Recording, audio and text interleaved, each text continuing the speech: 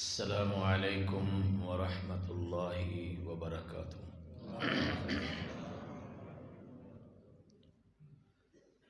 الحمد للہ وکفی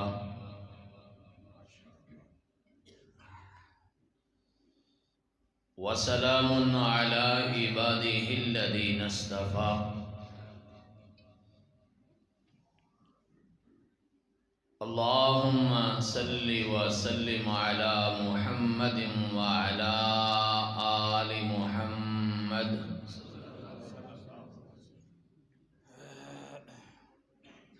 کما صلیت علی ابراہیم وعلی آل ابراہیم انک حمید مجید۔ اللہم بارک علی محمد وعلی آل محمد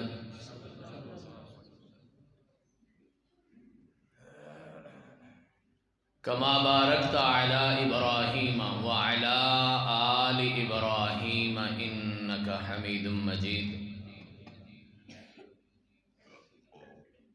رب اشرح لی صدری ویسر لی امری واحلل عقدۃ من لسانی یفقہوا قولی رب زدنی علما۔ اعوذ باللہ من الشیطان الرجیم، بسم اللہ الرحمن الرحیم۔ قل هل يستوي الذين يعلمون والذين لا يعلمون؟ صدق اللہ مولانا العظیم۔ وقال النبی صلی اللہ تعالی علیہ وسلم فضل العالم علی العابد کفضلی علی ادناکم، او کما قال النبی صلی اللہ علیہ وسلم، وصدق رسولہ النبی الکریم، ونحن علی ذلک لمن الشاہدین والشاکرین، والحمد للہ رب العالمین۔ تعریفات، کبریائی، بڑائی، عزت و عظمت، شان و شوکت، بلندی و رفعت، حاکمیت، الوہیت، ربوبیت اور وحدانیت کے پاکیزہ کلمات اللہ جل شانہ کے لیے ہیں، جو اللہ خالق بھی ہے، مالک بھی ہے، رازق بھی ہے،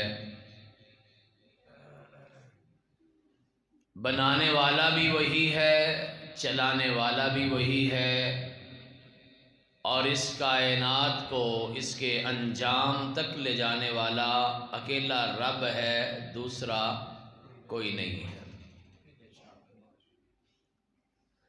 کائنات کے چپے چپے کا مالک ہے، نگران ہے، نگہبان ہے، پاسبان ہے، مہربان ہے، رب رحمان ہے۔ ہر قسم کے جائز درود و صلاۃ و سلام نبی الکل، ختم الرسل، فخر الرسل، سردار انبیاء، سرتاج انبیاء، نبیوں کے نبی، رسولوں کے رسول، اماموں کے امام، پیشواؤں کے پیشوا، مقتداؤں کے مقتدا، جناب احمد مجتبیٰ محمد مصطفیٰ ارواحنا لہ الفدا صلی اللہ علیہ وعلی آلہ واصحابہ واہل بیتہ اجمعین وسلم کی پاکیزہ، مقدس، مطہر اور مبارک ذات گرامی کے لیے۔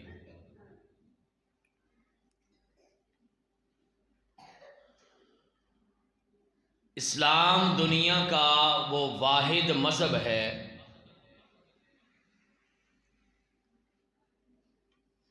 جس نے اللہ کی توحید سے پہلے بھی علم حاصل کرنے کا حکم دیا ہے۔ قرآن مجید کی ترتیب پہ ذرا غور کریں۔ فرمایا فَاعْلَمْ أَنَّهُ لَا إِلَٰهَ إِلَّا اللَّهُ، ہدایت کا راستہ توحید ہے، کامیابی کا راستہ توحید ہے، اللہ کے نبیوں کا راستہ توحید ہے، 1,24,000 پیغمبروں کی دعوت توحید ہے، رسول کائنات کی دعوت کا ابتدائی نقطہ توحید ہے۔ آپ نے ساری زندگی توحید کے بارے میں بات کی، توحید سکھائی بھی، سمجھائی بھی، اپنائی بھی، بتلائی بھی، کر کے دکھائی بھی، اور صحابہ نے توحید کے لیے مار کھائی بھی۔ لیکن قرآن کی ترتیب کیا ہے؟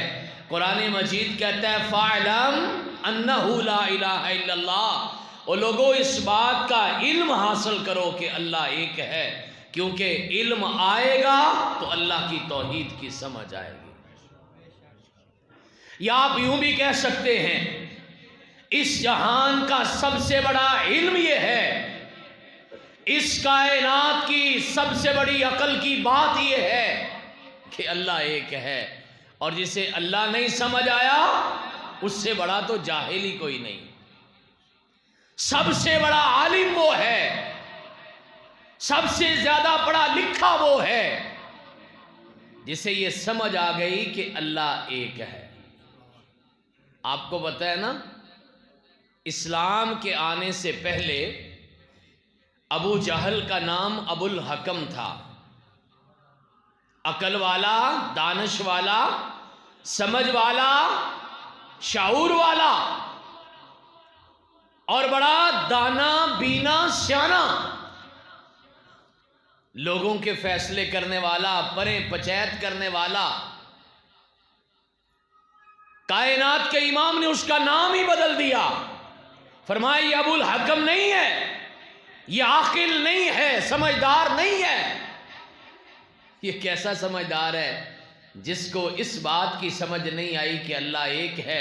اس سے زیادہ تو پڑھا لکھا وہ ہے جو حبشے کا رہنے والا ہے، لیکن اس نے آ کے کہا ہے اللہ اکبر اور اللہ احد، اللہ ایک ہے اور اللہ سب سے بڑا ہے۔ وہ اس سے زیادہ پڑھا لکھا ہے۔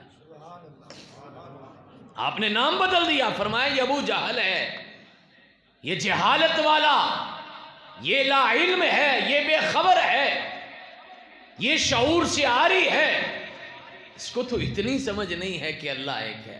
اور لوگوں اس کائنات کی سب سے بڑی حقیقت یہ ہے کہ اللہ ایک ہے، اور لوگوں اس کائنات کا سب سے بڑا سچ یہ ہے کہ اللہ ایک ہے۔ اس کائنات کی سب سے بڑی عقل یہ ہے کہ اللہ ایک ہے۔ اس کائنات کا سب سے بڑا انصاف یہ ہے کہ اللہ ایک ہے، اور اس کائنات کا سب سے بڑا علم یہ ہے کہ اللہ ایک ہے۔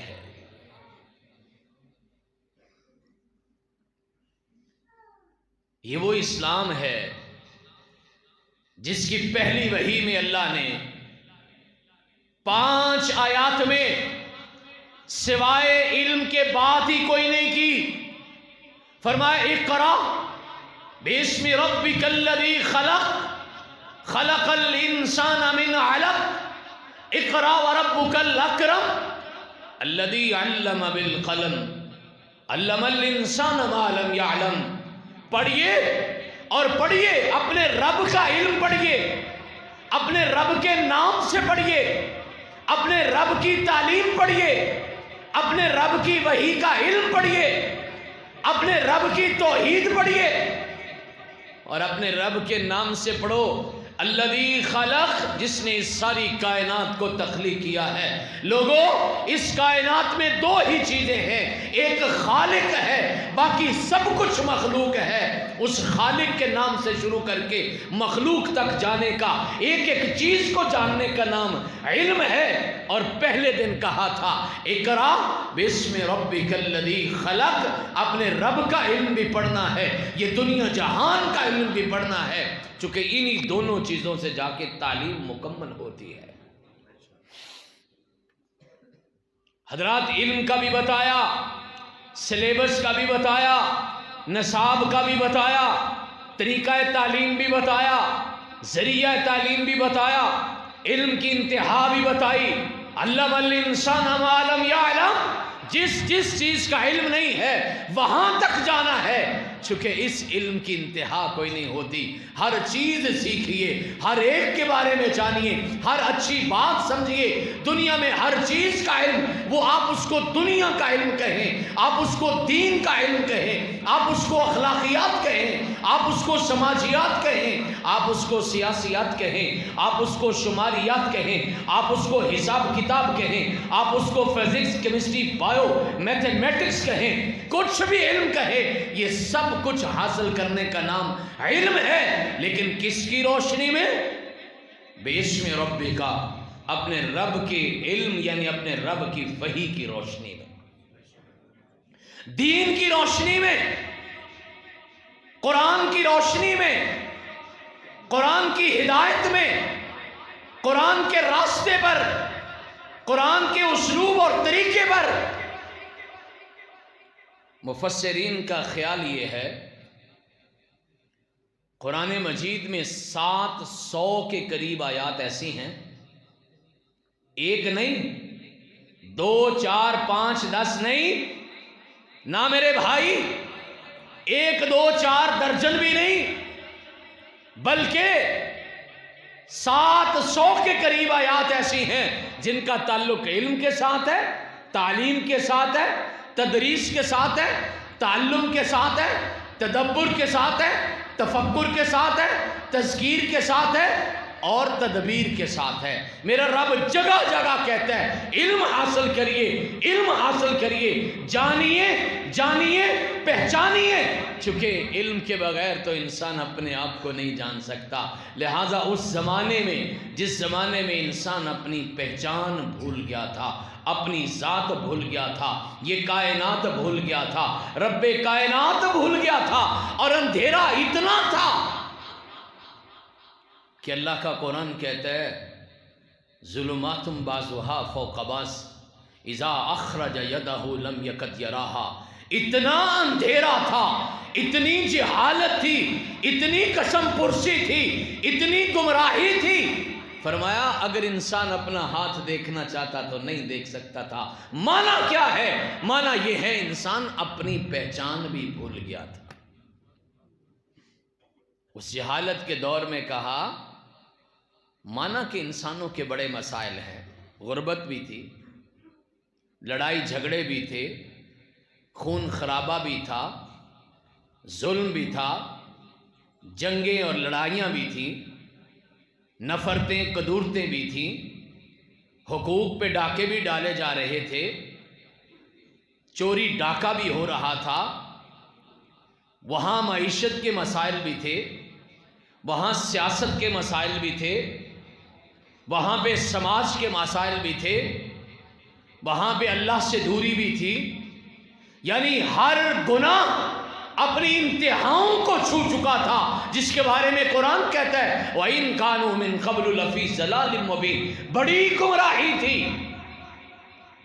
انسان کے 100 نہیں، 1000 نہیں، بے شمار مسائل تھے، لیکن اللہ کے قرآن نے کیا کہا، اللہ کی ترتیب نے کیا کہا؟ کہا سارے مسئلوں کا ایک حل ہے، اور وہ یہ ہے کہ اقرا، پڑھیے، تعلیم حاصل کیجئے، جہاں علم آئے گا وہاں پہ سارے کے سارے مسائل حل ہو جائیں گے۔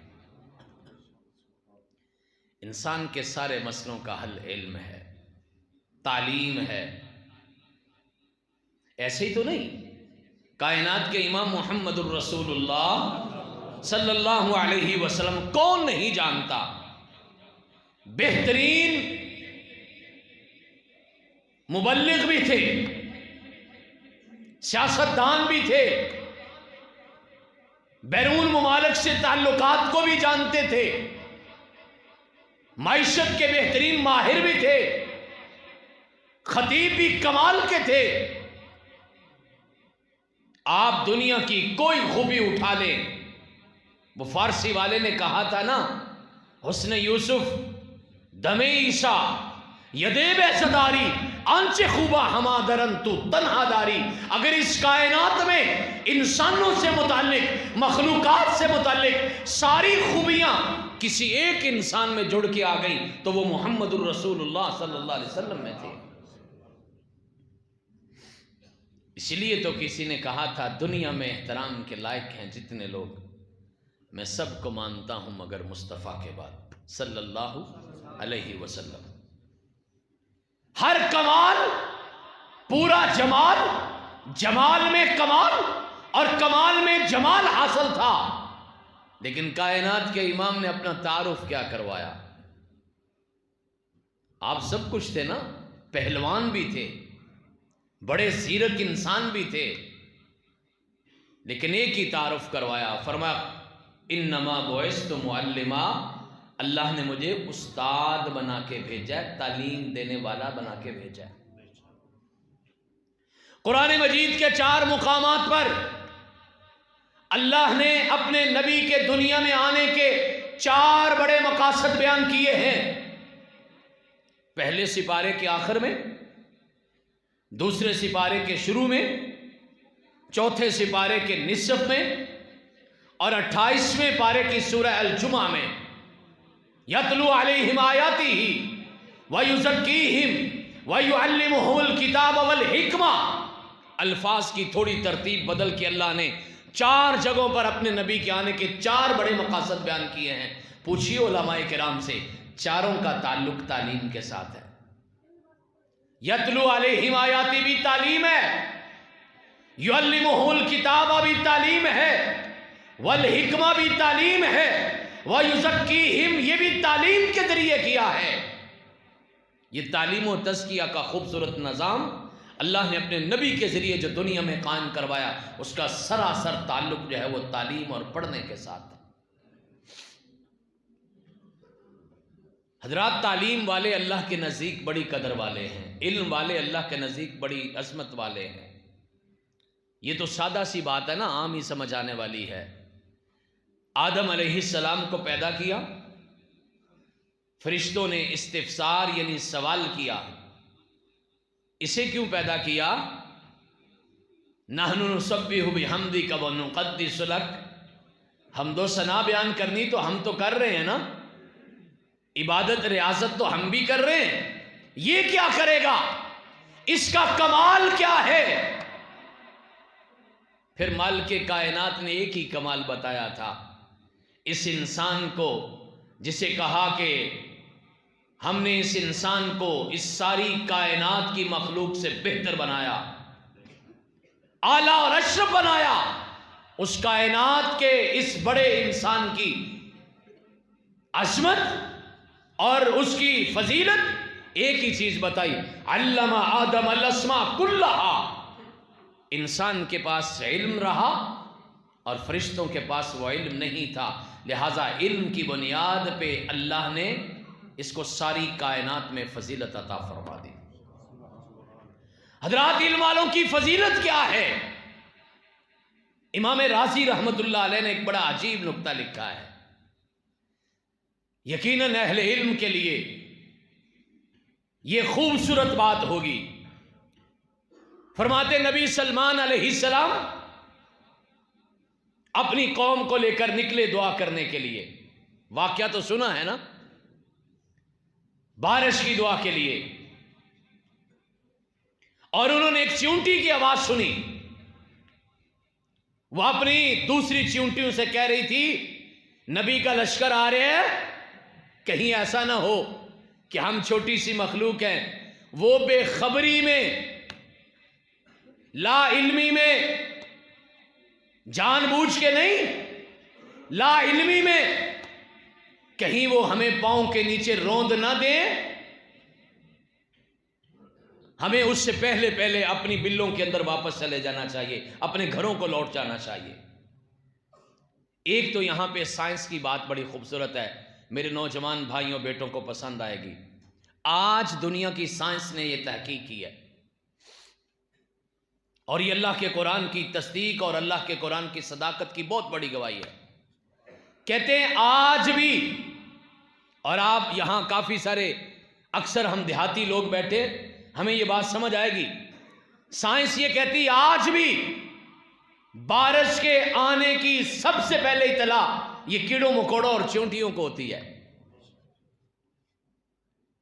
یہ اللہ کے قرآن کی تصدیق اور صداقت نہیں تو اور کیا ہے، اس کی حقانیت کا ثبوت نہیں تو اور کیا ہے. کہتے ہیں اگر کبھی آپ دیکھیں کہ چیونٹیاں، کیڑیاں، کیڑے مکوڑے یہ اگر مٹی اپنے جو بل ہیں، اپنے جو گھر ہیں ان کے ارد گرد جمع کر رہے، چھوٹے چھوٹے ڈھیر لگائے ہوئے، تو سمجھ جاؤ کہ بارش آنے والی ہے. اور یہ وہاں پہ ایک بند کے طور پر مٹی اکٹھی کرتے ہیں تاکہ ہماری بلوں میں جو ہے نا وہ پانی داخل نہ ہو جائے. سب سے پہلی اطلاع چیونٹیوں کو ہوتی ہے بارش کے آنے کی. یہ سائنس نے ثابت کیا ہے. اطلاع ملی، اللہ کے نبی اور ان کا لشکر بارش کی دعا کرنے جا رہا ہے.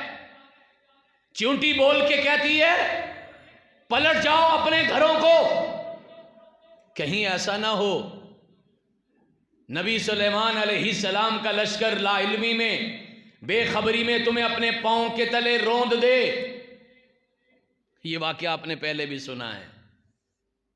امام رازی رحمت اللہ علیہ نے یہاں پہ نکتہ کیا لکھا ہے، فرماتے ہیں اس چیونٹی کو بھی علم تھا کہ نبی کے ماننے والے جان بوجھ کے ظلم نہیں کرتے، انجانے میں غلطی ہو سکتی ہے. اس بات کا چیونٹی کو بھی علم تھا، اسے بھی خبر تھی، اسے بھی پتا تھا. اور اس چیونٹی کے پاس اس علم ہونے کی وجہ سے اللہ نے اس چیونٹی کو یہ شان بخشی ہے کہ اللہ نے اس کے نام کی ایک صورت اپنے قرآن میں شامل کر لی ہے. آپ سوچ سکتے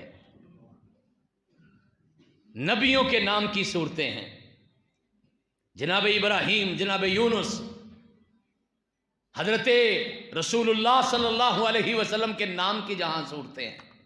کو اللہ کا قرآن ہے، عام کتاب نہیں، لیکن اللہ نے اس چیونٹی کے نام کی صورت شامل کی ہے جس کے پاس علم تھا.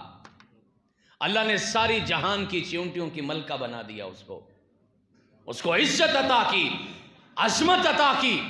جس کے پاس خبر تھی، جس کے پاس علم تھا، اللہ نے سارے جہان کی چیونٹیوں سے اس چیونٹی کو افضل کر دیا.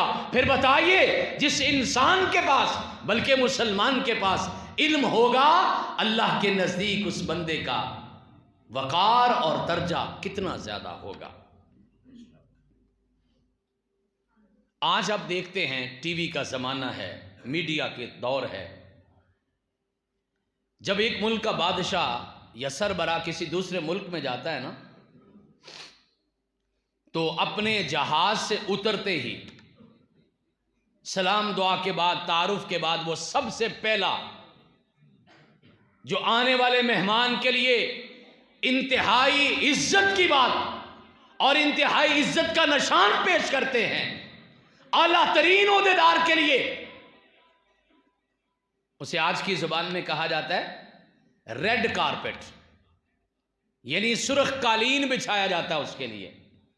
مہمان بڑا ہے، مقام بڑا ہے، قابل احترام ہے، ہمارے گھر میں آیا ہے، ہمارے لیے قابل قدر ہے.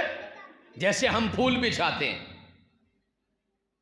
جیسے آج کل شادی بیاہ میں بھی ہونے لگ گیا، سرخ قالین بچھایا جاتا ہے. یہ اس بات کی پوری دنیا میں عظمت ہے، علامت ہے کہ جو مہمان اتنا مقدس ہے، اتنا معتبر ہے اور اتنا زیادہ قابل احترام ہے، محترم ہے، اس کے لیے سرخ قالین بچھایا جاتا ہے.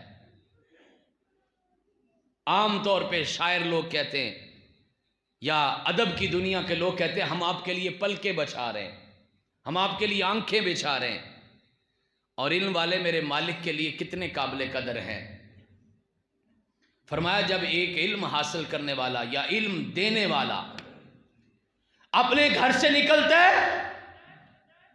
ان الملائکۃ لتضع اجنحتھا، آسمان کے نورانی فرشتے اس کا استقبال کرنے کے لیے اس کے پاؤں کے نیچے اپنے پر بچھا دیتے ہیں۔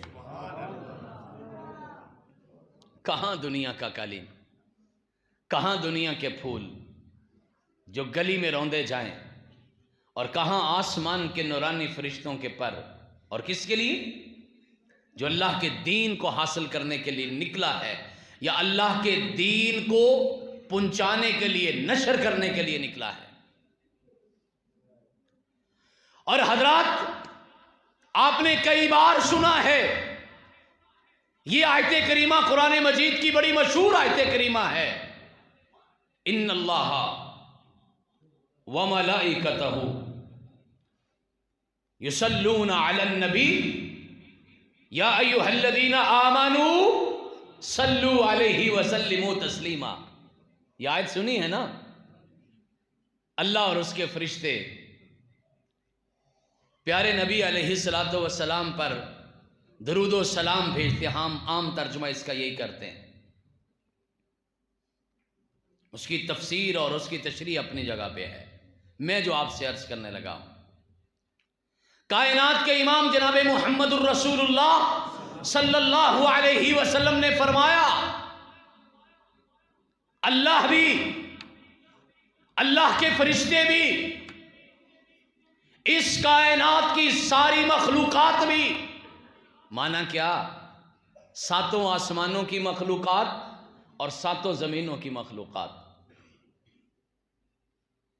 اور فرمایا آسمان کے فرشتے بھی، جن کی تعداد کا پتہ ہی کوئی نہیں کتنی ہے، ما یعلم جنود ربک الا ہو، وہ کتنے ہیں اللہ ہی جانتا ہے۔ کائنات کے امام محمد الرسول اللہ صلی اللہ علیہ وسلم نے ایک حدیث میں اشارہ ضرور دیا ہے، فرمایا جس طرح یہ بیت اللہ ہے نا دنیا میں انسانوں کا قبلہ، ایسے ہی اس کی بالکل سیدھ میں آسمان پہ فرشتوں کا قبلہ ہے بیت المعمور، جہاں فرشتے طواف کرتے ہیں، ساتویں آسمان پر جہاں فرشتے طواف کرتے ہیں۔ اور ایک حدیث کے مطابق فرمایا 70,000 فرشتہ ایک دفعہ اس بیت اللہ میں آتا ہے، طواف کرتا ہے، عبادت کرتا ہے، اور فرمایا جو ایک دفعہ وہاں طواف کر کے چلا گیا، قیامت تک دوسرے اس کی دوبارہ باری نہیں آئے گی۔ اندازہ لگائیے کتنے فرشتے ہوں گے، پھر مخلوقات کتنی ہیں۔ اور کائنات کے امام نے کسر ہی نہیں چھوڑی، فرمایا حتی النملۃ فی جوہرہا، چیونٹیاں اپنی بلوں کے اندر، اور فرمایا حتی الحوت فی جوف الماء، مچھلیاں پانی کے پیٹ میں، سمندروں دریاؤں میں تیرنے والی مچھلیاں، یہ اندازہ لگائیں کتنے ہوں گے، انسان ہی نہیں گنے جا سکتے۔ کائنات کے امام نے فرشتوں کا بھی کہا، زمین پہ چلنے والے جانوروں کا بھی کہا، ہواؤں میں اڑنے والے پرندوں کا بھی کہا، جنگلات میں رہنے والے درندوں کا بھی کہا، زمین کے سینے میں رہنے والے کیڑے مکوڑوں کا بھی کہا، پانیوں میں تیرنے والی مخلوقات کا بھی کہا۔ یہ ساری مخلوقات کی تعداد بنائیے، اللہ کی قسم آپ کے میرے حساب و کتاب میں نہیں، اس کا شمار ہی ممکن نہیں۔ لیکن آخر میں کیا کہا؟ فرمایا لا یصلون علی معلم الناس الخیر، جو تعلیم کے لیے نکلتا ہے نا، یہ ساری کی ساری مخلوقات اس کے لیے دعا کرتی ہیں، یہ ساری مخلوقات اس کے لیے دعا کرتی ہیں۔ ایک اللہ کا نیک بندہ ہمارے لیے دعا کر دے نا، ہم پھولے نہیں سماتے۔ اور اچھی بات ہے، دعا کروانی چاہیے دوسروں سے، نیک لوگوں سے بھی کروانی چاہیے۔ حضرت عمر رضی اللہ تعالیٰ عنہ کی بات میں ایک سے زائد بار یہاں بتا چکا ہوں۔ مسجد میں جب تشریف لاتے تو چھوٹے چھوٹے بچوں سے دعا کرواتے، اور بچے کہتے چاچو آپ اتنے بڑے ہیں، اتنا آپ کا مقام ہے، آپ دعا کریں نا ہمارے لیے۔ فرمایا بیٹا میں چاہتا ہوں آپ اس زبان سے میرے لیے دعا کریں جس زبان نے ابھی تک گناہ نہیں کیا، اس لیے میں چھوٹے بچوں سے دعا کرواتا ہوں۔ میرا ایک اور بھی تجربہ ہے، بظاہر جس کو ہم گناہگار سمجھتے ہیں، ویسے یہ فیصلے آپ کے اور میرے کرنے والے نہیں ہیں۔ کون گناہگار ہے کون نیک ہے یہ اللہ کا فیصلہ ہے، یہ اللہ کے فیصلے، یہ اللہ کا اختیار ہے، اللہ کے پاس ہی رہنے دو۔ اگر میرے کسی پڑھے لکھے بھائی کو سمجھ آئے تو وہ کسی نے کہا تھا میں خانے میں بیٹھا ہوں، مجھے شرابی نہ سمجھو یارو، ہر شخص جو مسجد سے نکلے نمازی نہیں ہوتا۔ یہ اللہ کو خبر ہے کہ کون نیک ہے کون کم نیک ہے، کون بد ہے کون گناہگار ہے، یہ فیصلے میرے رب کے سپرد کر دو، بس اس سے اپنے لیے خیر کا سوال کرو، اپنوں کے لیے خیر کا سوال کرو۔ عام آدمی سے بھی دعا کبھی کبھی کروایا کریں، نیک لوگوں سے، علماء سے، بزرگوں سے، اچھی بات ہے، دعا کروانی چاہیے۔ عام آدمی سے بھی کبھی کبھی دعا کروایا کریں۔ رسول اللہ صلی اللہ علیہ وسلم کا طریقہ مبارک تھا، کوئی بھی صحابی آپ سے ملنے کے لیے آتا، سفر کے لیے جا رہے ہیں، اللہ کے پیغمبر سے ملاقات کر کے جا رہے ہیں، کائنات کے امام ضرور کہتے تھے ہمیں اپنی دعاؤں میں نہ بھولنا۔ اور میرا تجربہ یہ ہے، تھوڑے جے گھٹ نیک بندے نو دعا واسطے کہہ دیے نا، اللہ دی قسم بڑی دلوں دعا کردا ہے، وہ بڑا خوش ہو جاتا ہے کہ مینوں دعا واسطے کیا ہے، وہ اس بات میں شرم میں ڈوب جاتا ہے کہ مجھے دعا کے لیے کہا ہے، اور پھر وہ بڑی دل سے دعا کرتا ہے اور اسپیشل دعا کرتا ہے۔ اور پھر اگلی بات آپ جانتے ہیں نا، دل سے جو نکلتی ہے اثر رکھتی ہے، پر نہیں طاقت پرواز مگر رکھتی ہے، جو کلیجے سے نکلے وہ آسمان کے کنگروں کو ہلا دیتی ہے۔ شرط یہ ہے کہ دل سے مانگا جائے اور یقین سے مانگا جائے۔ علماء کرام یہ چیز بتاتے ہوں گے اور یقیناً بتانی چاہیے، دعا اتنی قبول ہوتی ہے، اے بڑا بڑا مسئلہ حل کرنے لگا جائے، دعا اتنی قبول ہوتی ہے جتنا قبول ہونے کا یقین ہوتا ہے۔ میرے رب سے جب بھی مانگو یقین سے مانگو، یقین سے مانگو، وہ یقین والوں کو دیتا ہے، بے یقینوں کو نہیں دیتا۔ ان اللہ لا يقبل عن قلب لاہن، اللہ غافل دلوں کی دعا قبول نہیں کرتا۔ ادھر دعا ہو رہی ہے ادھر ذہن کہیں پہنچا ہوا ہے، دل سے مانگو، کلیجے سے مانگو، اندر سے نکلے گی آسمان تک جائے گی۔ ہمارے ایک استاد محترم تھے، اللہ تعالیٰ ان کو صحت ایمان اور خوشیوں والی لمبی زندگی عطا فرمائے، فرمایا کرتے تھے جب بھی کبھی کوئی اسپیشل کام ہو نا، خاص کوئی کام ہو زندگی میں، تو اپنے باپ سے دعا کروایا کریں، چونکہ باپ کو تو کوئی کہتا ہی نہیں، ماں کو دعا کے لیے سارے کہتے ہیں، اچھی بات ہے کہنا چاہیے۔ مجھے اچھی طرح یاد ہے، میری والدہ محترمہ اللہ ان کو جنت میں اعلیٰ جگہ دے، میں جب بھی ان سے ملنے جاتا تو میں واپسی پہ کہتا ماں جی دعا کرنا، دعاؤں میں یاد رکھنا جس طرح ہمارا طریقہ کار ہے، تو وہ مسکرا پڑتی۔ تو میں نے ان سے پوچھنا کہ میں کوئی ایسی ویسی بات تو آپ سے ہنسنے والی نہیں کی، میں نے تو کہا دعا کرنا میرے لیے، تو وہ مجھے مسکرا کے کہتی پتر یہ ماما نو یہ گل کہن دی لوڑ ہے بھلا، میں دعا پہلے نہیں کر رہی۔ میں نے کہا ماں آپ اپنا فرض پورا کرتی ہو، میں اپنا فرض پورا کرتا ہوں، کہنا میرا فرض ہے۔ ماں تو ہمیشہ ہی دعا کرتی ہے، کبھی باپ سے کہہ کے دیکھنا ابا آج میرا پیپر ذرا مشکل ہے، آج میں ایک نیا کاروبار شروع کرنے جا رہا ہوں، ابا میں تعلیم کے ایک نئے دروازے پہ جانے لگا ہوں، میں نے آج کوئی نئی زمین ہے اس کے اندر میں نے جا کے اپنی فصل وغیرہ لگا، کوئی بھی کام ہے باپ سے کہہ کے دیکھنا بڑی اسپیشل دعا کرے گا۔ ماں تو کرتی رہتی ہے، اور یقیناً نصیب والے ہیں جن کو ماں کی دعائیں نصیب ہیں۔ کاش ہمارے ماں باپ کی زندگیوں میں ہمیں اس بات کا اندازہ ہو جائے، کاش ہمیں ان کی زندگیوں میں اس بات کا اندازہ ہو جائے۔ حضرات عام آدمی بھی دعا کرے تو انسان پھولا نہیں سماتا، اور اس حدیث پاک کی تشریح کریے، اب سے لے کے صبح کی اذان تک کرتے جائیے، کتنی مخلوقات ہیں اللہ کی۔ اور اس حدیث میں جو بڑا خوبصورت لفظ ہے، کائنات کے امام نے فرمایا ان اللہ وملائکتہ، اللہ بھی اس بندے کے اوپر اپنی رحمت نازل فرماتا ہے، اور وہی الفاظ کائنات کے امام نے حدیث میں استعمال کیے جو الفاظ اللہ نے قرآن میں اپنے نبی کے لیے استعمال کیے۔ وہاں کہا یصلون علی النبی، اور کائنات کے امام نے یہاں کہا لا یصلون علی معلم الناس الخیر۔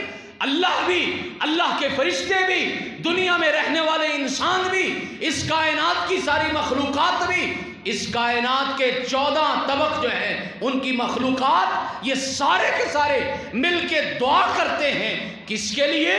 جو علم کے راستے پہ چلا جاتا ہے۔ کوئی عام راستہ نہیں ہے حضرات۔ کائنات کے امام محمد الرسول اللہ صلی اللہ علیہ وسلم نے فرمایا من سلک طریقا یلتمس فیہ علما، مختلف احادیث میں مختلف الفاظ ہیں، سہل اللہ لہ بہ طریقا من طرق الجنہ، جو علم کے راستے پر چلے نا، یہ مت سمجھنا اسکول جا رہا ہے، یہ مت سمجھنا کسی کالج میں یونیورسٹی میں جا رہا ہے، یہ مت سمجھیے گا وہ بندہ دنیا کے کسی بنائے ہوئے یا دین کے بنائے ہوئے مدرسے کی طرف جا رہا ہے۔ فرمایا وہ گھر سے نکلتا ہے، علم کے راستے پر چلتا ہے، اس علم کی برکت کی وجہ سے اللہ اس بندے کے لیے اپنی جنتوں کے راستے آسان کر دیتا ہے۔ ایک حدیث پاک میں الفاظ یہ ہیں، ہر قدم پہ گناہ معاف ہوتے ہیں، ہر قدم پہ اس کے نیکیاں اور اس کے درجے بڑھتے جاتے ہیں۔ اور ایک حدیث پاک کے الفاظ کا ترجمہ یہ ہے، فرمایا کہ وہ بندہ جب علم کے راستے پر چلا تو ایسے ہی چلا جیسے وہ احرام باندھ کے اللہ کے گھر کی زیارت کے لیے، حج کے لیے جا رہا ہے۔ کہ چھوٹی بات ہے علم حاصل کرنا، تعلیم حاصل کرنا، اور تعلیم بھی پھر اگر خیر کی تعلیم ہو، دین کی تعلیم، قرآن و حدیث کی تعلیم، بلا شبہ اس کا درجہ دنیا کے تمام علوم سے زیادہ ہے۔ اس میں کوئی شک نہیں کہ دنیا کا ہر اچھا علم حاصل کرنا چاہیے، اس کی ضرورت ہے۔ اور یہ جو physics, chemistry, bio, mathematics, computer sciences, معاشیات، اکنامکس اور دنیا کی تعلیم دے رہے ہیں، اگر اس نیت کے ساتھ دے رہے ہیں کہ ہم نے انسانوں کی خیر کا کام کرنا ہے اور انسانوں کی فلاح کا کام کرنا ہے، انسانوں کو اللہ کی پہچان کروانی ہے، وہ کسی راستے سے بھی ہو سکتی ہے، اللہ کی قسم یہ بھی نیکیاں کما رہے ہیں۔ دنیا کا ہر اچھا علم جو ہے وہ قابل قدر بھی ہے، قابل عزت بھی ہے، قابل احترام بھی ہے، فائدہ بخش بھی ہے اور ثواب کا باعث بھی ہے۔ حضرات، علم کی فضیلت کیا ہوگی؟ کائنات کے امام محمد الرسول اللہ صلی اللہ علیہ وسلم فرماتے ہیں، انسان حیران ہو جاتا ہے۔ فرمایا فضل العالم علی العابد کفضل القمر لیلۃ البدر علی سائر الکواکب۔ فرمایا ایک عالم کی، پڑھے لکھے کی، ایجوکیٹڈ کی، کوالیفائڈ کی، پڑھے لکھے آدمی کی فضیلت عام انسان پر نہیں، عام کسی گناہگار پر نہیں، عام کسی بندے پر نہیں، بلکہ فرمایا علی العابد، وہ کہ جو عبادت کرنے والا ہے، اللہ کو یاد کرنے والا ہے، فرمایا اس بندے پر اتنی فضیلت ہے جس طرح کہ 14ویں کے چاند کی باقی سارے ستاروں پر فضیلت ہوتی ہے۔ اور اس حدیث کا معنی کیا ہے؟ اس حدیث کا معنی یہ سمجھ آتا ہے، جس طرح 14ویں رات کو سارے آسمان کے ستارے مل کر ایک چاند کی روشنی کا مقابلہ نہیں کر سکتے، اسی طرح اس پوری کائنات کے عبادت گزار، تہجد گزار، پرہیزگار، نیکوکار اللہ کے بندے، وہ سارے مل کر ایک علم حاصل کرنے والے کا مقابلہ نہیں کر سکتے۔ یہ معنی ہے اس حدیث کا۔ شیخ محترم تشریف فرما ہے، میں اصلاح بھی چاہوں گا حضرات۔ اسی لیے سیدنا ابو درداء رضی اللہ تعالیٰ عنہ رسول اللہ صلی اللہ علیہ وسلم کے بڑے جلیل القدر صحابی ہیں، فرمایا کرتے تھے ساری رات عبادت کرنے سے میرے لیے بہتر یہ ہے کہ میں رات کے کسی حصے میں اللہ کے دین کا کوئی ایک مسئلہ سیکھ لوں، اللہ کے دین کی کوئی ایک بات سیکھ لوں۔ یہ میں وہ بات کر رہا ہوں جس کا ہمیں شوق ہی نہیں ہے۔ آپ میں سے ایسے لوگ بھی تشریف فرما ہیں جن کو مسجدوں میں آتے اللہ کی توفیق سے 40 سال ہو گئے۔ اگلی بات جو ہے وہ تکلیف دہ ہے۔ یہ تو اچھی بات ہے کہ 50 سالوں سے ہمارے بزرگ آ رہے مساجد میں، اللہ ان کی بزرگیاں سلامت رکھے، ان کو صحت والی، ایمان والی، خوشیوں والی، عزتوں والی، برکتوں والی لمبی عمر عطا فرمائے۔ لیکن 40 سالوں میں نماز کا ترجمہ نہیں سیکھا۔ میں نے ابھی قرآن پاک کی بات نہیں کی، پورے قرآن پاک کی، میں صرف نماز کا کہہ رہا ہوں۔ 40 سال نماز پڑھنے والے شاید یہ نہ بتا سکیں کہ التحیات للہ والصلوات والطیبات، روز ہی پڑھتے ہو نا، اس کا معنی کیا ہے؟ شاید قل هو اللہ احد چھوٹی سی سورت ہے، اس کا ترجمہ بھی نہ آتا ہو۔ وجہ کیا ہے؟ ساری زندگی اس بات کو سیکھا ہی نہیں ہے، سیکھنے کی کوشش ہی نہیں کی، پڑھنے کی کوشش ہی نہیں کی۔ آئے بھی ہیں، بیٹھے بھی ہیں، سنا بھی ہے، لیکن خود پڑھنے کی کوشش نہیں کی۔ حضرات، یہ جو آج کی ساری گفتگو ہے، اس کا معنی یہ ہے، او میرے پیارے بھائیوں، او بزرگوں، اے معزز خواتین، اللہ آپ کی حیاؤں شرموں کو سلامت رکھے، اللہ کے دین کو سیکھنے کی کوشش کرو۔ اپنے گھروں میں قرآن پاک پڑھاؤ، اپنے بچوں کو نماز کا ترجمہ سکھاؤ، اپنے بچوں کو قرآن پاک کی چھوٹی چھوٹی سورتیں یاد کرواؤ، خود بھی یاد کرو۔ شروع تو کرو نا۔ میں یہاں بتا کے گیا ہوں، آپ کو شاید 3 ماہ ہو گئے، بھول گیا ہو، میں نے کہا تھا پورا قرآن پاک حفظ نہیں ہوتا، وہ تھوڑا سا تو کر لو۔ مجھے یقین ہے جو میرا رب حافظ قرآن سے کہے گا کہ اقرا ورتقی، جا قرآن سارا پڑھتا جا، جنت کے درجے طے کرتا چلا جا، اور جس نے تھوڑا حفظ کیا ہوگا اس کو بھی میرا رب کہے گا تو نے جتنا پڑھا ہے اسی کے مطابق پڑھتا جا، بے شک ایک سورت زبانی یاد ہے، جا وہی سورت پڑھتا جا اور میرے جنت کے درجوں کو طے کرتا چلا جا۔ کچھ تو سیکھو نا، کچھ تو سمجھو نا۔ 60 سال ہو گئے اذان سنتے ہوئے، میں ہاتھ نہیں کھڑے کروانا چاہتا، میرے بزرگ ناراض ہو جائیں گے، خود بھی شرمسار ہو، مجھے بھی شرمسار کر والی بات ہو جائے گی۔ میرا خیال ہے یہاں پہ 90% لوگ ایسے بیٹھے ہوں گے، میں محتاط اندازہ بتا رہا ہوں، اور یہ ایک ٹارگٹ میں دے رہا ہوں یہاں کے نوجوانوں کو۔ پہلے بھی میں نے عرض کیا تھا ان سے، اللہ کے دین کی تعلیم کا سلسلہ شروع کرو۔ 90% لوگ اس مجمع میں جو دین سے محبت کرنے والے، جو نمازیں پڑھنے والے ہیں، شاید 90% لوگوں کو اذان کا ترجمہ نہیں آتا ہوگا۔ اذانیں کہنے والوں کو اذان کا ترجمہ نہیں آتا۔ کبھی آپ نے سوچے صحابہ اکرام کو کیا مسئلہ تھا؟ ایک ہی آیت پڑھتے تھے، اسی کو دہراتے جاتے تھے، آگے ہی نہیں بڑھ جاتے تھے۔ اور کئی صحابہ کے بارے میں تو آتا ہے اسی آیت کو پڑھتے پڑھتے بے ہوش ہو گئے اور اسی حالت میں فوت ہو گئے۔ قرآن تو یہی تھا نا، آیات تو وہی ہیں جو آپ نے اور میں نے بھی سنی ہیں۔ زرارہ بن اوفا رضی اللہ تعالیٰ عنہ پڑھتے ہیں فَإِذَا نُقِرَ فِي النَّاقُورِ فَإِذَا نُقِرَ فِي النَّاقُورِ فَإِذَا نُقِرَ فِي النَّاقُورِ، اور کیا حالت ہوگی جب قیامت کا اعلان کیا جائے گا۔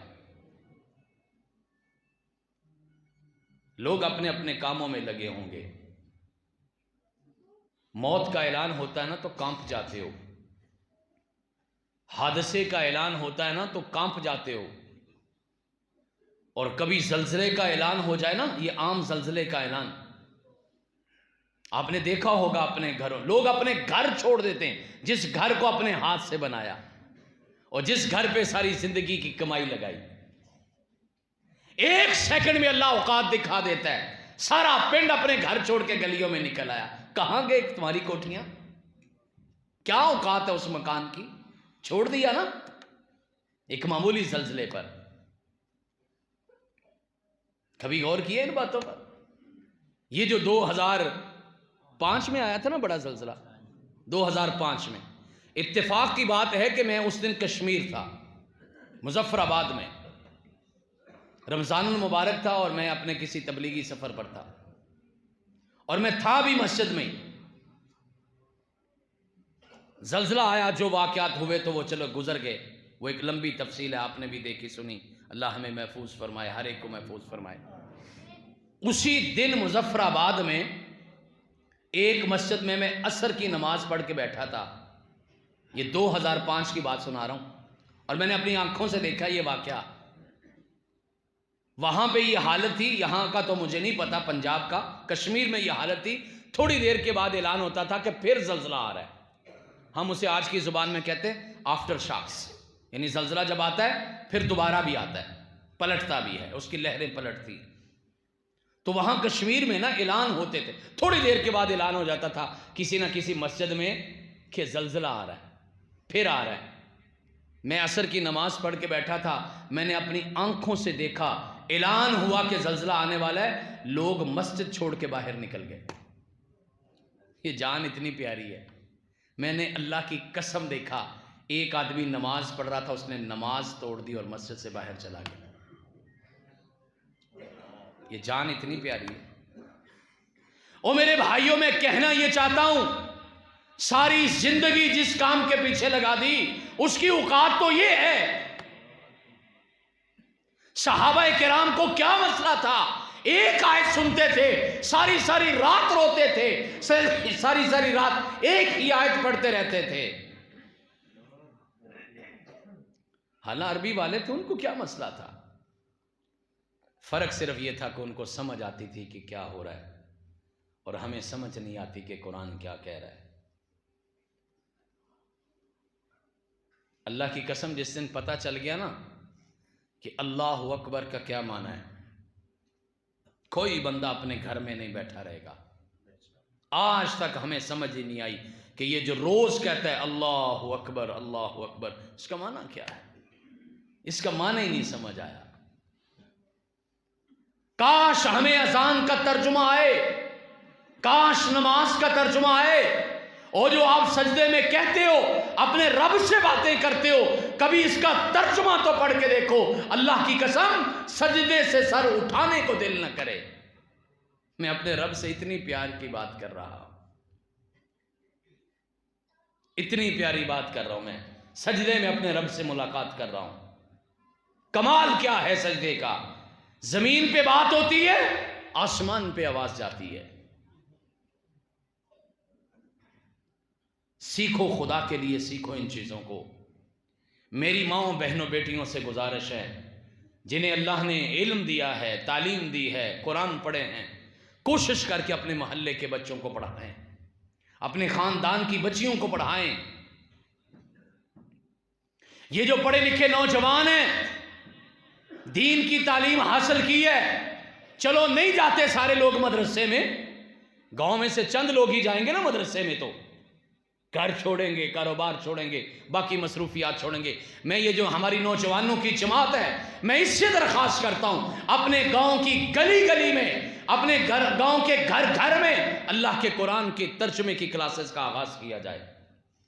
سکھائیے لوگوں کو، اذان کا ترجمہ سکھائیے، علماء کرام سکھائیں، مسجدوں میں کلاسز لگائیں، گھروں میں کلاسز لگائیں، مساجد میں، ہماری بیٹھکوں کے اندر، ہمارے گھروں کے اندر، ہمارے اسکولوں کے اندر، ہمارے اداروں کے اندر، ہماری دکانوں پر، یہ جگہ جگہ اللہ کے قرآن کے سیکھنے کی بہار شروع کرو۔ پھر دیکھیے گا اللہ ہمارے اس شہر پہ، ہمارے اس گاؤں پہ اپنی رحمتوں کا کتنا نزول فرماتا ہے۔ دنیا بھی سنورے گی، آخرت بھی سدھرے گی۔ اور خدا کے واسطے اپنے بچوں کو دین کی تعلیم دے کے جاؤ، سکھا کے جائیے، ان کو علم سکھا کے جائیے، تعلیم دے کے جائیے۔ یہ کتنی بڑی دولت ہے۔ سیدنا ابو ہریرہ رضی اللہ تعالیٰ عنہ جلیل القدر صحابی ہیں، 7 ہجری میں مسلمان ہوئے، 11 ہجری کے آغاز میں اللہ کے پیغمبر علیہ السلام دنیا سے تشریف لے گئے، اور یہ باتیں یاد ہیں نا، 3 سال اللہ کے پیغمبر کے ساتھ گزارے۔ لیکن کمال کیا ہے؟ کمال یہ ہے کہ سب سے زیادہ اللہ کے پیغمبر علیہ السلام کی حدیثیں سیدنا ابو ہریرہ رضی اللہ تعالیٰ عنہ نے بیان کی ہیں۔ 5,500 سے زیادہ حدیثیں اکیلے سیدنا ابو ہریرہ رضی اللہ تعالیٰ عنہ نے بیان کی۔ اور کسی نے تانا دیا تھا، میں نے آپ کو بتایا تھا، کسی گفتگو میں شاید میں نے پہلے یہ بات سنائی ہو، کسی نے تانا دیا تھا، ابو ہریرہ تو بڑی حدیثیں لکھتا ہے۔ سیدنا ابو ہریرہ رضی اللہ تعالیٰ نے فرمایا، ہاں جو مدینے کے رہنے والے ہیں نا، لوکل ہیں، یہاں کے رہائشی لوگ ہیں، یہ کرتے ہیں کھیتی باڑی، ذمہ دارہ۔ مدینے کے جو لوگ اصل تھے وہ ذمہ دار تھے، یہ نمازیں پڑھتے ہیں اور اپنے ذمہ دارے پہ چلے جاتے ہیں۔ اور جو مہاجر ہیں نا، جو مکے سے آئے ہیں، وہ کرتے ہیں کاروبار، بازار میں، منڈی میں، مارکیٹ میں جاتے ہیں، وہ نمازیں پڑھتے ہیں تو کاروبار کرنے چلے جاتے ہیں۔ ابو ہریرہ نہ ذمہ دارہ کرتا ہے نہ کاروبار کرتا ہے، ابو ہریرہ صرف اللہ کے پیغمبر کی حدیثیں اکٹھی کرتا ہے رضی اللہ تعالی عنہ۔ ابو ہریرہ رضی اللہ تعالی عنہ فرماتے ہیں، اتنی کمال کی بات کہی ہے، انسان حیران ہو جاتا ہے۔ آپ کو پتہ ہے نا، اللہ کے راستے میں جو جہاد کیا جاتا ہے، میدان میں جا کے دشمن سے لڑا جاتا ہے، وہ بھی جہاد ہے۔ جہاد کی اور بھی کئی قسمیں ہیں، اور جس لڑائی میں اللہ کے پیغمبر خود شامل ہوں، یا جس لڑائی کا لشکر آپ نے ترتیب دیا ہو، اسے غزوہ کہا جاتا ہے۔ سیدنا ابو ہریرہ رضی اللہ تعالیٰ عنہ کا قول سنیے اور حیران ہو جائیے اور سمجھیے کہ اللہ کے دین کو سیکھنے کی کتنی اہمیت ہے۔ یہ وہ ابو ہریرہ بتا رہے جو اللہ کے پیغمبر کی ایک ایک ادا کو نوٹ کرتے ہیں۔ 5,500 سے زیادہ حدیثیں بیان کرنے والے ابو ہریرہ رضی اللہ تعالیٰ عنہ فرماتے ہیں، میں اللہ کے دین کا ایک باب، ایک موضوع پر کوئی چیز حاصل کروں یا علم حاصل کروں، فرماتے احب الیہ من 70 غزوات، 70 غزوات میں شرکت سے زیادہ میرے نزدیک یہ بات بہتر ہے کہ میں اللہ کے دین کا کوئی ایک مسئلہ سیکھ لوں۔ 70 غزوات، اس کی اہمیت کم نہیں ہے، وہ اپنی جگہ پہ مسلمہ ہے۔ اس لیے تو ابو درداء رضی اللہ تعالیٰ عنہ نے فرمایا تھا، جو بندہ یہ سمجھتا ہے کہ علم کا مقام جہاد سے تھوڑا ہے، ابو درداء رضی اللہ تعالیٰ عنہ فرماتے ہیں، میرے نزدیک اس بندے کا علم بھی ناقص ہے، اس بندے کی عقل بھی ناقص ہے۔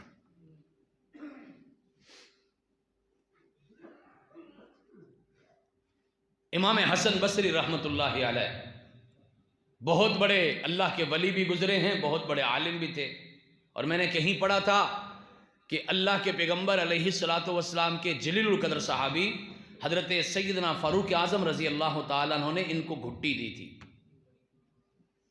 گڑتی جنوں سے کہنا نا پنڈا سے۔ امام حسن بصری رحمۃ اللہ علیہ کو حضرت عمر رضی اللہ تعالیٰ عنہ نے دی تھی، اور پھر علم کا سمندر بھی تھے، زہد اور تقوی بھی تھا، اللہ کے ولی بھی تھے۔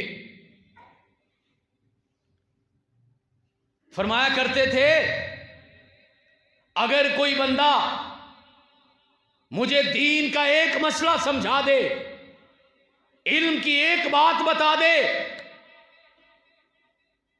اور دوسری طرف فرماتے یہ ساری دنیا مجھے مل جائے، ساری دنیا کی دولت اور خزانے مل جائیں، ساری دنیا کا مال مل جائے، اور صرف مال ملے نا، امام حسن بصری رحمۃ اللہ علیہ فرماتے ہیں پھر وہ مال میں اللہ کے راستے میں صدقہ کر دوں،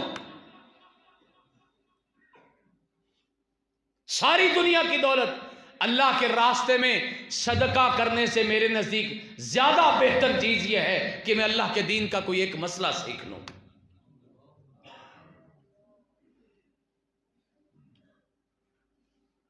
حضرات، یہ اللہ کے دین کے علم کی فضیلت اور اہمیت ہے، اس کو جانیے، اس کو سمجھیے۔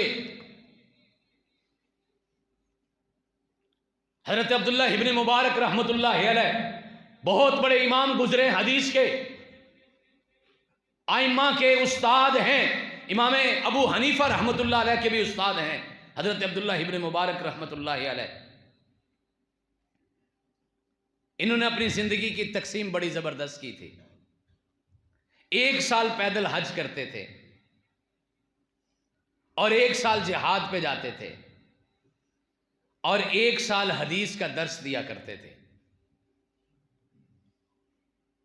فرمایا کرتے تھے یہ ساری چیزیں مقدس اور محترم ہیں اور میرے نزدیک زیادہ فضیلت والی ہیں۔ اور پھر اللہ نے کیا مقام دیا؟ کہتے 40,000 طالب علم ایسے ہیں جنہوں نے امام عبداللہ ابن مبارک رحمت اللہ علیہ سے علم حاصل کیا ہے، 40,000۔ اور کبھی کبھی تو ان کے حلقہ تدریس میں، چونکہ اس زمانے میں سپیکر نہیں ہوتے تھے، تو ان کی بات آگے پہنچانے والے، اس کو کہتے ہیں عربی میں مکبر الصوت، آواز آگے پہنچانے والا۔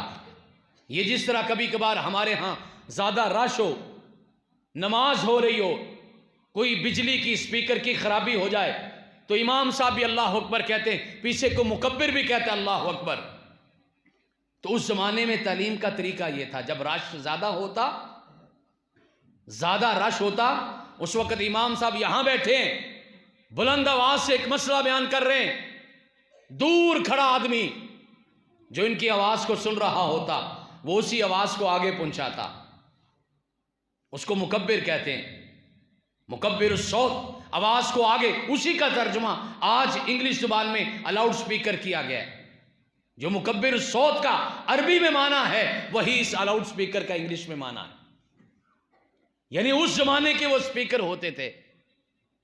امام یہاں بیٹھے، ایک شاگرد فاصلے پر بیٹھا ہے جہاں تک امام صاحب کی آواز جا رہی ہے، وہ آگے پہنچا رہا ہے، امام عبداللہ ابن مبارک اتنے بڑے استاد تھے حدیث کے، ان کے بارے میں، ان کی تاریخ میں، ان کی سوانے میں لکھا ہے کہ ایک مجلس میں 1200 مکبر ہوتا تھا جو ان کی آواز کو آگے پہنچاتا تھا۔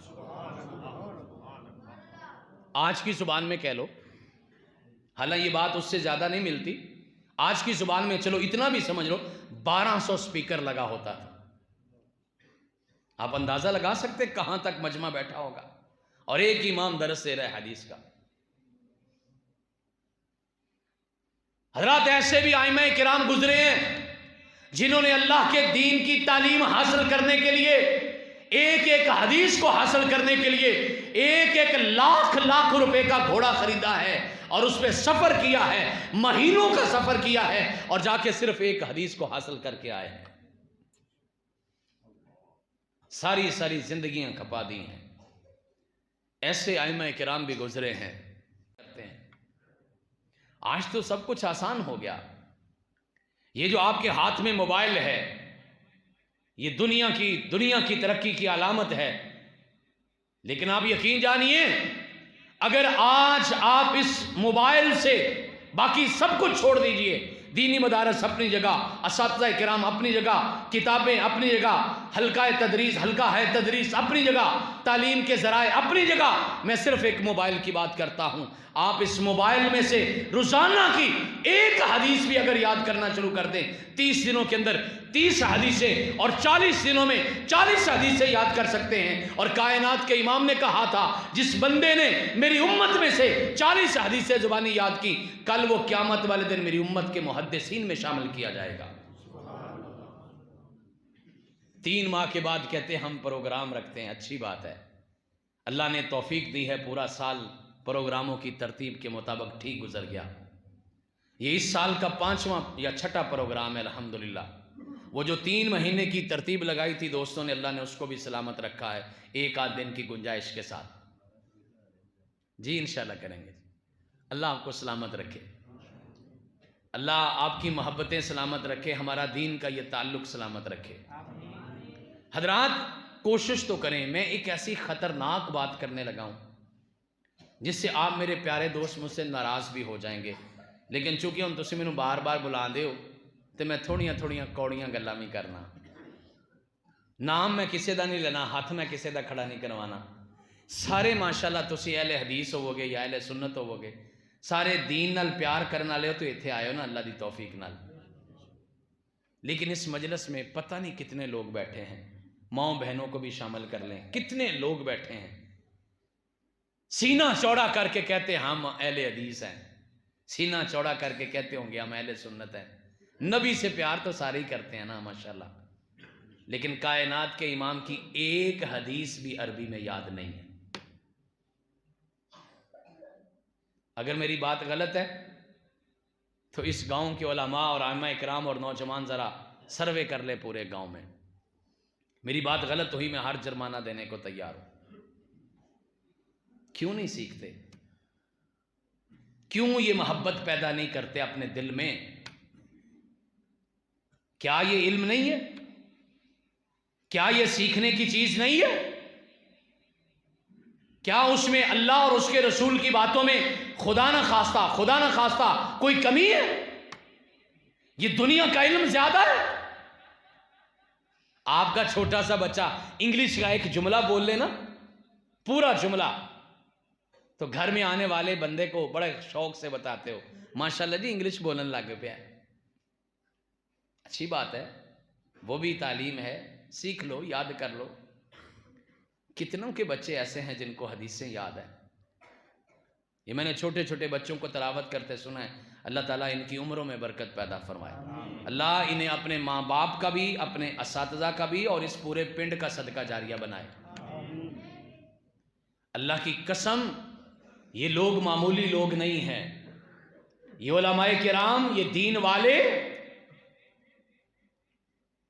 ये तालीम देने वाले लोग, ये मामूली लोग नहीं हैं।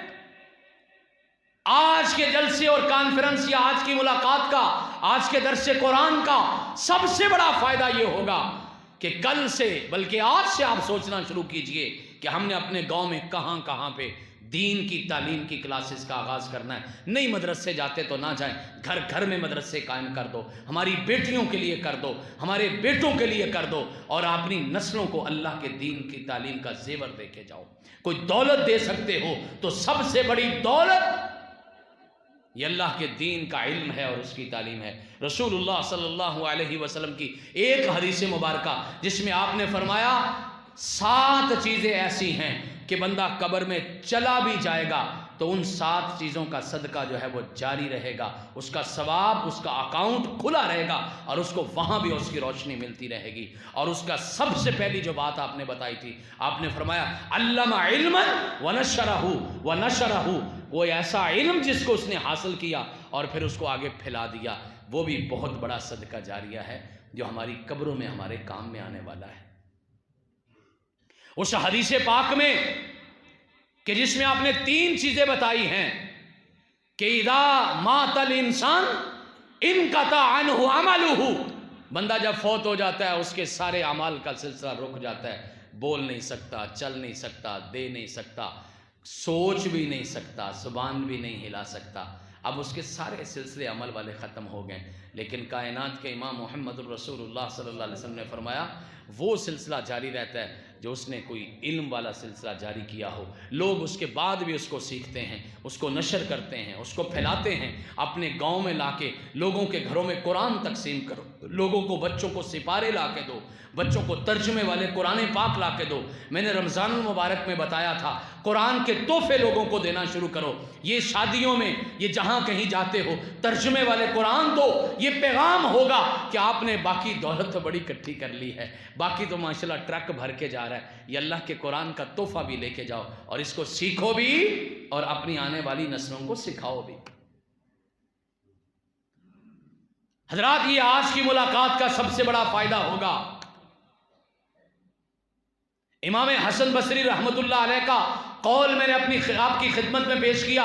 फरमाया सारे जहान की दौलत मुझे मिल जाए और मैं सारी दौलत को अल्लाह के रास्ते में खर्च कर दूं, इससे ज़्यादा बेहतर बात है कि मुझे अल्लाह के दीन का कोई एक मसला समझ आ जाए या समझा दे। ये मामूली काम नहीं है, इसको शुरू कीजिए। उलमाए किराम, आइम्माए किराम मसाजिद में, पढ़े लिखे नौजवान अपने महल्लों में, معزز خواتین اپنے گھروں میں، اساتذہ کرام اپنے ادارے اسکولوں میں،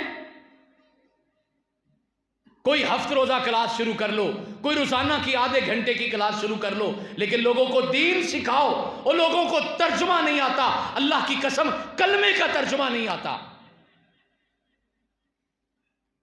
پھر میں کہتا ہوں، میں نہ شرمسار ہونا چاہتا ہوں نہ کرنا چاہتا ہوں، ورنہ کتنے لوگ ایسے ہیں اس مجلس میں بیٹھے لوگ جو مسجد میں آنے والے ہیں وہ ہاتھ کھڑا کر کے بتا سکیں۔ میں نے ہاتھ نہیں کھڑے کروانے، لیکن اپنے ضمیر پہ تو ہاتھ رکھو نا، آج اپنے ضمیر کے دروازے پہ تو دستک دو نا۔ کتنے لوگ اس گاؤں میں، جو پڑھا لکھا گاؤں مشہور ہے، جہاں علم موجود ہے، جہاں پی ایچ ڈی لوگ موجود ہیں، جہاں کے علماء کرام شیوخ الحدیث ہیں، اس گاؤں میں لوگ ایسے ہیں جنہیں کلمے کا ترجمہ نہیں آتا۔ اللہ کی قسم مجھے کبھی ڈر لگتا ہے قیامت والے دن ہمیں بھی نہ پکڑ لیا جائے اور علماء کرام کو بھی نہ پکڑ لیا جائے۔ پورے ملک میں آپ کے گاؤں کا فیض ہے، شیخ محترم تشریف فرما ہے، پورے ملک میں ان کے شاگرد ہیں، باقی بھی بہت بڑے لکھے لوگ یہاں کے قرائے کرام ہیں۔ حضرت قاری صاحب نے تلاوت کی، کلیجے میں ٹھنڈ پڑ گئی۔ اللہ علم اور عمر میں اضافہ فرمائے، اللہ خوبصورتی کلام میں اور آواز میں اور بھی خوبصورتی اور بھی خلوص عطا فرمائے۔ حضرات ان لوگوں سے فائدہ اٹھائیے۔ ہفتہ وار کوئی ہمارے گاؤں کا نوجوان کوئی کلاس پڑھا دے، کوئی ہماری پڑھی لکھی بہن کلاس پڑھا دے، کوئی کسی دوسرے گاؤں سے پڑھ کے آنے والی کوئی بہو کلاس پڑھا دے، لیکن لوگوں کو دین تو سکھاؤ، ٹارگٹ تو کرو۔ اگلے 3 مہینے اگر یہ پروگرام جاری رہا، اگلے 3 مہینے کے بعد جب پھر ہم مل بیٹھیں گے پھر ہم جائزہ لیں گے، اور میری خواہش یہ ہے کہ میں اس مجلس میں ضرور کہوں کہ ہاتھ کھڑا کرے جنہیں اذان کا ترجمہ آتا ہے، تو میرے سارے سامعین کے ہاتھ کھڑے ہونے چاہیے کہ ہاں ہمیں اذان کا ترجمہ آتا ہے۔ کلمے کا ترجمہ سیکھو، اذان کا ترجمہ سیکھو، نماز کا ترجمہ سیکھو، اللہ کے قرآن کا ترجمہ سیکھو، قرآن پاک کی چھوٹی چھوٹی صورتیں یاد کرو۔ اور میرے پیارے بھائیوں، مسلمان بہنوں، عزت حیا والی شرم والی ماؤں بیٹیوں، اللہ کے قرآن کو سیکھو، جانو، دنیا کا ہر علم اس کے اندر موجود ہے۔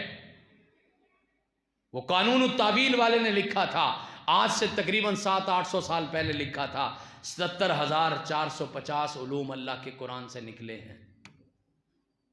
آج تو اور بھی ترقی ہو گئی۔ میرا دعویٰ یہ ہے، قرآن کا ایک معمولی سا طالب علم ہونے کی حیثیت سے دنیا کا کون سا علم ہے آپ اس کا نام لیجئے، کوئی دنیا کا اچھا علم ہو، میں آپ کو ثابت کروں گا کہ اس کا تعلق اللہ کے قرآن کے اندر پہلے سے موجود ہے۔ کوئی ایک کے بات ایسی نہیں، انسان سے متعلق کوئی ایک بات ایسی نہیں۔ میں ہر سال تقریباً 1000 سٹوڈنٹ میرے پاس نیا آتا ہے، ہر سال کالج میں 800-900 سٹوڈنٹ آتا ہے۔ میں ہر سال چیلنج کرتا ہوں، دنیا کا کوئی کوٹیشن بولو، دنیا کا کوئی قول بولو، دنیا کی کوئی اچھی بات کہو، میں آپ کو ثابت کروں گا یہ اللہ کے قرآن میں موجود ہے یا پھر اللہ کے پیغمبر کے فرمان میں موجود ہے۔ سب لوگوں نے یہاں سے لیا ہے، سب لوگوں نے یہاں سے علم حاصل کیا ہے۔ یوٹیوب کے اوپر ایک تقریر موجود ہے، میں نے آپ کے قصور میں کی تھی، قرآن کتاب اعجاز یعنی معجزوں کی کتاب۔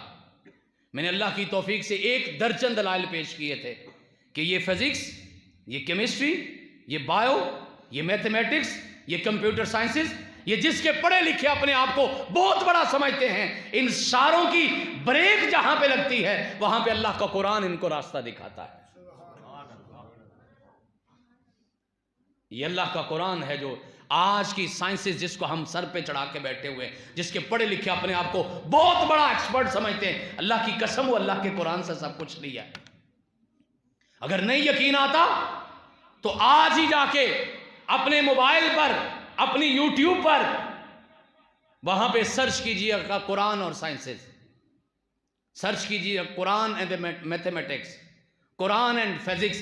دنیا تو یہ بھی ثابت کر چکی ہے، یہ فزکس جس کی بنیاد نیوٹن کے 3 قانونوں پر ہے، قوانین پر ہے، وہ سارے کے سارے نیوٹن کے 3 قوانین اللہ کے قرآن سے ثابت ہے۔ یہ میتھمیٹکس، ریاضی، حساب جسے آپ میتھمیٹکس کہتے ہو، جسے مدر آف سائنسز کہا جاتا ہے، یہ سارے کی ساری اللہ کے قرآن سے لی گئی ہے۔ اور قرآن میرا بہت بڑا چیلنج ہے، قرآن میتھمیٹکس کی دنیا میں سب سے بڑی کتاب ہے۔ کبھی سمجھو تو صحیح، اس طرح تعلیم حاصل کرو، اللہ کی قسم آپ کی تعلیم حاصل کرنا بھی عبادت بن جائے گا۔ اور کائنات کے امام محمد الرسول اللہ صلی اللہ علیہ وسلم کی بات پہ اپنی بات کو ختم کرتا ہوں۔ آپ یقین جانیے، اس حدیث پاک کی سمجھنے کے لیے نہ معلوم کتنا بڑا دماغ چاہیے۔ کائنات کے امام نے علم کے بارے میں کتنی بڑی بات کہہ دی۔ فرمایا فضل العالم علی العابد کفضلی علی ادناکم، ایک پڑھے لکھے بندے کی فضیلت، اس کا درجہ، اس کا مقام عام آدمی پر نہیں کہا، دنیا دار گناہ گار کے بارے میں نہیں کہا، کہا عبادت گزار پر، وہ جو راتوں کو تہجد پڑھتا ہے، وہ جو اللہ کے نام کی تسبیح کرتا ہے، وہ جو اللہ کے قرآن کی تلاوت کرتا ہے، اگر وہ صرف عابد ہے، عالم نہیں ہے، اللہ کے پیغمبر فرماتے ہیں اس عالم کی فضیلت اس عبادت گزار پر ایسے ہے جیسی مجھ محمد الرسول اللہ صلی اللہ علیہ وسلم کی فضیلت کسی عام امتی پر ہے۔ وہ ساری امت مل کر کائنات کے امام کا مقام کا مقابلہ کر سکتی ہے؟ نہیں کر سکتی۔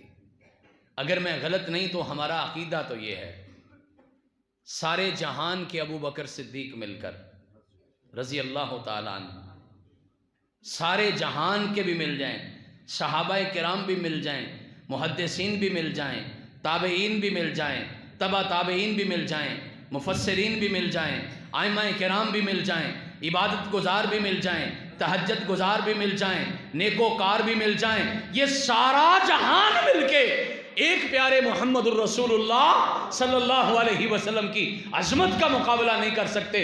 انہوں نے کہا تھا ایک عالم کی فضیلت، ایک پڑھے لکھے کی، ایک تعلیم حاصل کرنے والے کی، یہ علم رکھنے والے کی، دین پڑھنے والے کی فضیلت جو ہے وہ باقی امت کے مقابلے میں ایسی ہے جیسی میری فضیلت عام کسی امتی کے مقابلے میں ہے۔ حضرات اس سے آگے کہاں جائیں گے؟ سچی بات ہے، مجھے اپنی کم علمی کا احساس ہے، میں تو اس حدیث کی تشریح نہیں کر سکتا۔ اس کے الفاظ جو تھے میں نے آپ کے سامنے پیش کر دیے، جو مجھے سمجھ آئی تھوڑا میں نے آپ کو سمجھانے کی کوشش کی، خلاصہ اور نچوڑ یہی نکالا، اللہ کے دین کو سیکھو، تعلیم حاصل کرو، علم حاصل کرو، اللہ کو سمجھو، اللہ کو پہچانو۔ اس دنیا کا سب سے بڑا موضوع اللہ کی پہچان ہے۔ پوچھیے علماء کرام سے، قرآن پاک نے سب سے زیادہ دلائل اس بات پر دیے ہیں کہ اللہ کون ہے، چونکہ جس کو اللہ سمجھ آ گیا اس کو سب سمجھ آئے گا، اور جس کو رب سمجھ آ گیا اس کو ساری کائنات سمجھ آ جائے گی، جس کو خالق سمجھ آ گیا اس کو مخلوق خود بخود سمجھ آئے گی، اس کو دنیا کی ہر چیز سمجھ آئے گی۔ اپنے رب کو تو پہچانیے، اپنے اللہ کو تو جانیے، اپنے اللہ کی پہچان اور اس کا علم تو حاصل کیجئے۔ جو پہلا کام تھا اقرا باسم ربک، اپنے رب کا نام، آج تک اپنے رب کو ہی نہیں پہچان سکے، اس کا علم حاصل کیجئے۔ جیسا میں نے درخواست کی ہے بار بار، اپنے گاؤں میں تعلیم کو فروغ دینے والوں، یہاں سکول بھی ہوں گے، یہاں اکیڈمیز بھی ہوں گی، یہاں کالجز کے لیول کی چیزیں بھی ہوں گی، یہاں اساتذہ بھی ہیں، میں جانتا ہوں یہاں پی ایچ ڈیز بھی ہیں، یہاں پہ پڑھے لکھے بھی ہیں، یہاں پہ انجینئر بھی ہیں، یہاں پہ ڈاکٹر بھی ہیں، یہاں بہت کمال کے علماء بھی ہیں، یہاں پہ خطباء بھی اپنے بہت کمال کے موجود ہیں، قرۂ کرام بھی موجود ہیں۔ خدا کے واسطے ان سے فائدہ اٹھائیے، اپنے بچوں کو تعلیم دے کے جائیے۔ میں نے جناب موسیٰ علیہ السلام اور کسی دوست سے میں نے پڑھا نہیں لیکن میں نے سنا تھا کسی عالم سے، حضرت عیسیٰ علیہ السلام کے بارے میں، وہ نکلے قبرستان سے گزرے، اور قبرستان سے گزرتے ایک قبر کے پاس کھڑے ہو کے اپنے رب سے دعا کی، مولا بتا تو صحیح میرے اس امتی کا کیا حال ہے۔ اللہ نے قبر میں دکھایا کہ حالات ٹھیک نہیں ہیں، نبی پریشان ہوئے، دعا کی، آگے چلے گئے، سفر سے واپس آئے، پھر واپس آ کے اسی قبر پر رکے. اور نبی کو اپنی امت کی اتنی فکر ہوتی ہے جتنی ماں کو بھی اپنے بچے کی فکر نہیں ہوتی. نبی اس سے بھی زیادہ اپنی امت سے پیار کرتے ہیں. پھر آئے قبر پر, پھر ہاتھ اٹھائے, دعا کی, مولا آج تو دکھا دے کہ اس کی اب حالت کیسی ہے. بتایا کہ اس کے حالات ٹھیک ہو گئے ہیں, قبر میں سکون ہے. اب شکر ادا کیا, مولا تیرا بڑا کرم ہے, میں نے دعا کی, تو نے قبول کر لی, اس کے حالات ٹھیک ہو گئے. آسمان سے آواز آئی, نا نا نا ہمارے نبی تیری دعا بھی ہم نے مانی ہے, لیکن اصل مسئلہ اور ہے. اچھا اللہ, اصل مسئلہ کیا ہے؟ اصل مسئلہ یہ ہے, یہ جب فوت ہونے لگا, اس کے گھر میں بیٹا یا بیٹی کی پیدائش کا وقت تھا, یہ اپنی بیوی کو کہہ کے گیا تھا بیٹا ہو یا بیٹی ہو اس کو اللہ کی کتاب لازمی پڑھانا. ہماری زبان میں کہہ لو قرآن لازمی پڑھانا. اس زمانے میں تو انجیل اللہ کی کتاب تھی نا, وہ بھی اللہ کی کتاب ہے, ہم اس کو بھی مانتے ہیں. یہ تبدیلیاں تو بعد والوں نے کی ہیں. جو اصل انجیل ہے وہ سراسر اللہ کا کلام ہے. فرمایا بیٹا اللہ نے دیا, وہ تھوڑا بڑا ہو گیا. آج کے دن جب آپ اس کی قبر کے پاس کھڑے ہو نا, آج کے دن اس کا بیٹا پہلے دن ہماری کتاب پڑھنے گیا ہے, ہمارا کلام پڑھنے گیا ہے. ہمیں بڑی شرم آئی ہے, اس کا بچہ دنیا کی زمین پہ چلتے چلتے ہمارا نام لے رہا ہے, ہم اسی زمین کے اندر اس کو عذاب دیں. ہم نے اس بچے کی بسم اللہ کی برکت سے اس کے عذاب کو قبر سے ختم کر دیا. حضرات اگر اپنی قبروں میں سکون چاہتے ہو, اپنے بچوں اور اپنی بچیوں کو دین کی تعلیم دو. اور میں یہ کہنا نہیں بھولوں گا, جو ہمارے بزرگ ہیں وہ بھی قرآن دین سیکھنا شروع کریں, اور نماز کا ترجمہ پڑھ کے پھر نماز پڑھنا.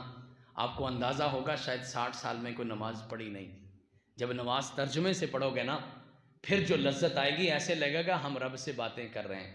اور پھر قرآن پڑھنا, پھر آپ کو لگے گا جیسے آپ رب کی باتیں سن رہے ہیں. اللہ آپ کو بھی اور مجھے بھی عمل کی توفیق عطا فرمائے.